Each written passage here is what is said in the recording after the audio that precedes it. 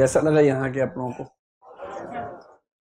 आप वही वाले बच्चे होंगे जो उस दिन कह रहे थे कि हम तो नोएडा शिफ्ट कर चुके हैं। आप में से कितने लोग नोएडा में ही रहते हैं अब? वाह। हाँ, अशोक नगर को अब तकनीकी तौर पर तो दिल्ली मानना पड़ेगा, ठीक बात है। एड्रेस तो दिल्ली का ही आता है। अशोक नगर कितना दूर है यहाँ से?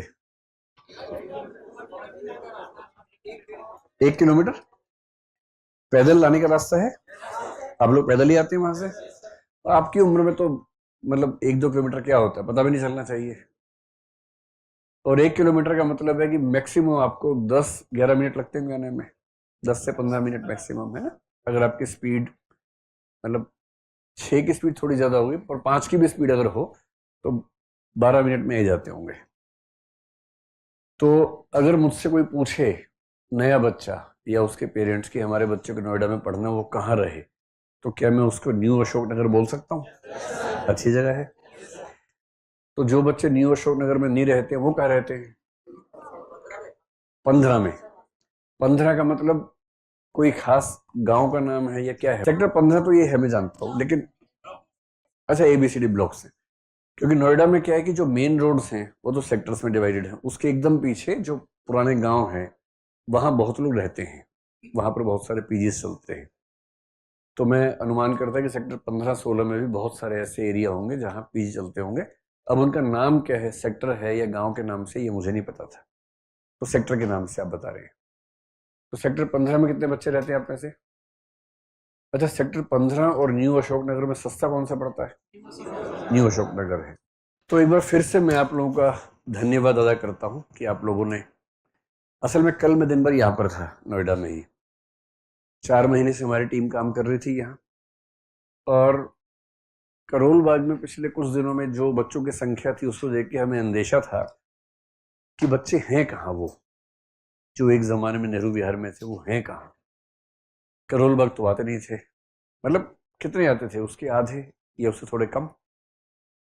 नेहरू विहार मुखर्जी नगर में बच्चे दिखते नहीं थे। वहां के लोग बोलते हैं आजकल बच्चे दिखते ही नहीं है। हमें लगा गए कहाँ, करोल बाग में भी नहीं आ रहे, नेहरू विहार में दिख नहीं रहे हैं। तो हमने इसी भ्रांति में 4 दिन पहले वहां जब क्लास रखी, ज्यादा बच्चों को बुला लिया। लेकिन उस दिन मुझे समझ में आया कि नहीं, बच्चे हैं आसपास कहीं ना कहीं छुपे हुए हैं, लेकिन वो हैं। समय होने पर वो निकल के आते हैं अपनी अपनी गुफाओं से बाहर। जैसे कुंभ के मेले में बहुत लोग गुफाओं से निकल के आते हैं, कुंभ में नहाते हैं फिर लौट जाते हैं। अब ऐसे ही कल हम जब यहाँ आए तो हमारी टीम बड़ी पसोपेश में थी कि बच्चे नोएडा आना पसंद करेंगे या नहीं करेंगे मुखर्जी नगर से। तो मैंने कहा आना ही चाहिए, क्योंकि करोल बाग में तो इतने बच्चे नहीं आ रहे, तो हम ये मान सकते हैं कि वो नोएडा में आना चाह रहे होंगे। पर हम ये मान के चल रहे थे कि जितनी यहाँ की क्लासरूम की स्ट्रेंथ है, ये सेमिनार रूम है, बाकी क्लासरूम थोड़े छोटे यहाँ पर है, तो हमने ये मान लिया था कि लगभग 50% के आसपास बच्चे आएंगे। तो आज बच्चों ने वही सरप्राइज हमें दिया जो आपने दिया 4 दिन पहले। मैं जब सुबह 11 बजे पहुंचा यहाँ तो हंगामा हो रहा था, मतलब अच्छे वाला हंगामा, बुरे वाला नहीं। बच्चे ज्यादा आ गए थे, तो मैंने अज्यूम किया कि उनमें से कुछ बच्चे तमाशा देखने आए होंगे कि चलो चलो नोएडा में तमाशा है, आज देख के आते हैं। तो मैंने से हर क्लास में जाके मैंने पूछा, आप में से तमाशबीन कितने हैं भाई जो आज तमाशा देखने आए हैं? तो बोले नहीं, हम क्लास करने आए और करेंगे हम। तो मुझे कल रात तक जो दुविधा थी कि नोएडा में बच्चे आएंगे नहीं आएंगे, वो दुविधा आज पूरी तरह से जड़ से खत्म हो गई। तो कल तक मैं ये कह रहा था कि हमें अनुमान है कि भविष्य में नोएडा हिंदी माध्यम का हब बनेगा। आज मैं ये घोषणा कर रहा हूं कि नोएडा हिंदी माध्यम का हब बन गया है। अब कोई दुविधा नहीं, कोई कोई दूर दूर तक दुविधा नहीं। मतलब जिस क्लास में नेहरू विहार में मान लीजिए 200 बच्चे आते थे, करोल बाग में 100 रह गए, उसमें आज 350 बच्चे आए हुए थे। अनुपात बता रहा हूँ, परसेंटेज आप समझ सकते हैं। तो हमें अब दुविधा खत्म हो गई है और हम पूरी मुस्तैदी से अभी कम से कम 15-20 दिन तक मैं भी रोज यहाँ आऊँगा, हमारी पूरी टीम आएगी, मैनेजमेंट की भी। और कोशिश ये रहेगी, क्योंकि जब कुछ नया सेंटर बनता है ना, तो उस दिन एक शब्द है अंग्रेजी में, टीदिंग इश्यूज। टीदिंग इश्यूज का मतलब ये होता है जब बच्चे के दांत आने लगते हैं ना, बहुत खुजली होती है उससे दांत में। दांत तो आए नहीं, खुजली का हो रही है, मतलब जहां से दांत निकलते हैं वहां खुजली होती है। तो वो जो चीज मिलता है मुंह के अंदर रख के रगड़ने लगता है कि खुजली हो रही है, तो उसको प्लास्टिक की चाबियां देते हैं, प्लास्टिक के छल्ले देते हैं कि उससे रगड़े, क्योंकि वो तो कुछ भी चाकू मिलेगा उससे रगड़ देता है। तो इसको बोलते टीदिंग इश्यूज, थोड़ी परेशानी शुरुआत में। तो अंग्रेजी का मुहावरा है कि जब भी आप कुछ नया शुरू करते हैं तो वहां टीदिंग इश्यूज आते हैं। तो टीदिंग इश्यूज यही है, जैसे मार्कर नहीं रखा हुआ था क्योंकि पहली क्लास है ना। तो 2 4 5 7 दिन में यहाँ चीजें उतनी ही स्मूथ हो जाएंगी जितना नेहरू विहार में थी। पीजीज मेरा अनुमान है कि जैसे वहां थे वैसे यहाँ भी होंगे ही। मुझे ये पता लगा कि यहाँ के पीजीज में खाना भी देने की व्यवस्था होती है, शायद वहां पता नहीं ऐसा था या नहीं था। लेकिन जो फीडबैक मेरे पास अब तक है वो ये कि पीजीज के मामले में अगर 19-20 भी है तो यहाँ 20 ही पड़ेगा, 19 नहीं पड़ेगा। और यहाँ क्योंकि सॉफ्टवेयर इंडस्ट्री में काम करने वाले लाखों लोग यहाँ रहते हैं तो उनके लिए पीजीज बनते हैं बहुत सारे नोएडा में, और वो पीजीज थोड़े से बेहतर बनते हैं। एक तो यहाँ ज़मीनें सस्ती हैं, दूसरा डिमांड बहुत ज़्यादा पीजीज की है, ज़मीनें ज़्यादा हैं, तो यहाँ थोड़ा स्कोप ज़्यादा है। वहाँ स्कोप कम था, छोटी सी बिल्डिंग थी 25 गज की, उसी में 4 फ्लोर हैं 5 फ्लोर हैं, तो थोड़ा सा मुश्किल था। तो मेरा अनुमान है, बाकी आपको डिसाइड करना है। हमारी तरफ से आप यहाँ क्लास करें, करोल बाग में करें, हम अपनी जिम्मेदारी से पीछे कहीं नहीं हटेंगे।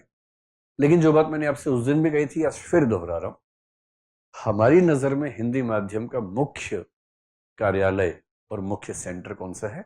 नोएडा है, और अंग्रेजी माध्यम का करोल बाग है। ठीक 1 महीने बाद नीचे मेंटरशिप लाइब्रेरी भी तैयार हो जाएगी और फिर हम फिल्म्स के मेंटरशिप पे यहाँ काम शुरू करेंगे।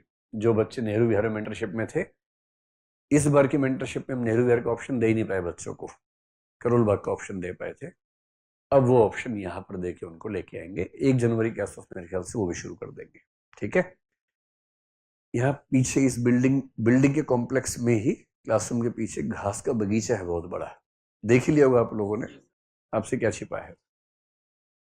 तो जब क्लास खत्म हो, सर्दियों का समय, धूप सेंकने के लिए आप वहां जा सकते हैं, वहां आराम से बैठे।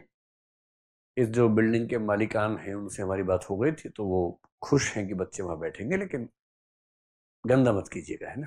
वैसे मैंने कह दिया कि ये बच्चे इतने अच्छे हैं, कल को कलेक्टर बनेंगे, एसपी बनेंगे, इनको पता है सफाई कैसे रखनी है, और पूरा पूरा जिला साफ करेंगे बड़े होके। तो अभी तो एक बगीचे को साफ करने की बात है, कर लेंगे साफ। तो कभी टॉफी वॉफी खाने का मन करे, कोई छिलका बिलका हो तो बैग में रख के ले जाना है, और ये डस्टबिन वहां होंगे ही। इतना ध्यान, मतलब मैंने आपकी तरफ से जबान दे दी है उनको, नाक मत कटवाना मेरी। जैसे मम्मी अपने बच्चों को ऐसे डांटती है कि किसी के घर जा रहे हो, नाक मत कटवाना मेरी। वो पूछेंगे काजू खाओगे? हाँ, लपक लिए सारे काजू। ऐसे नहीं करना है, बोलना है मैं खा के आया हूँ, मेरा पेट भरा हुआ एकदम, ऐसे बोल के मना कर देना है कायदे से। तो मैंने उसी तरह से आपकी तरफ से जबान दे दी है यहाँ के मालिकान को कि हमारे बच्चे बड़े सुशिक्षित, सभ्य, सुशील हैं। गंदगी का सवाल ही नहीं, बल्कि कुछ गंदगी देखेंगे तो साफ कर देंगे वो लोग, इतने अच्छे बच्चे हैं। तो ये भी चौंक गए उसके बाद, और तब से ढूंढ रहे हैं कि ऐसे बच्चे कहाँ पाए जाते हैं। आज से उनको मिलने शुरू हुए।